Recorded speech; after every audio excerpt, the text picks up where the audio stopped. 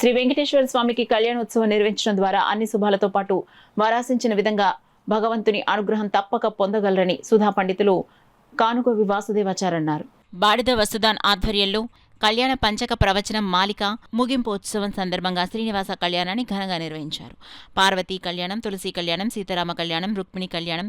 గత 4 రోజులుగా ప్రవచనాలు చేసిన పండిత వాసుదేవాచార్య చివరి రోజుల శ్రీనివాస కళ్యాణంపై 3 గంటల పాటు అద్భుతంగా ప్రవచన మాలికను పూర్తి చేశారు. ఈ సందర్భంగా ఉత్తరాది మఠాధిపతులు శ్రీ సత్యాత్మతీర్థ స్వామీజీ అర్చించిన శ్రీ భూసమేత శ్రీనివాస ఉత్సవ విగ్రహాలకు విశేష పుష్పాలంకరణ చేశారు. అనంతరం మంత్రపూర్వకంగా కళ్యాణోత్సవాన్ని భక్తి భావనతో భక్తుల సమక్షంలో కళ్యాణోత్సవాన్ని పండిత వాసుదేవాచార్య నిర్వహించారు. ఈ సందర్భంగా ఆధ్యాత్మిక ప్రసంగం చేస్తూ శ్రీ వెంకటేశ్వర కళ్యాణం ద్వారా భక్తుల కోరికలు ఏ విధంగా నెరవేరుతాయన్న అంశాలను ఆధ్యాత్మిక పురాణ గ్రంథాల్లో ఉన్న అనేక అంశాలను ప్రస్తావిస్తూ ప్రసంగించారు. మధ్వ పురోహితులు యాద్గిరి మధ్వేష్ మాట్లాడుతూ ఈ సంవత్సరం అధిక మాసం సందర్భంగా 30 రోజుల పాటు ప్రతిరోజు ఇంటింటా శ్రీనివాస కళ్యాణోత్సవ కార్యక్రమాన్ని నిర్వహించాలన్న సంకల్పంతో ఉన్నామని చెప్పారు. అనంతరం పండిత వాసుదేవాచార్ మాయా దంపతులను బాడిద వసుధాన్ లక్ష్మీ దంపతులు ఘనంగా నూతన వస్త్రాలతో సత్కరించారు.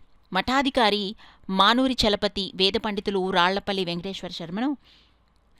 వెంకటేష్ శర్మను కూడా నూతన వస్త్రాలతో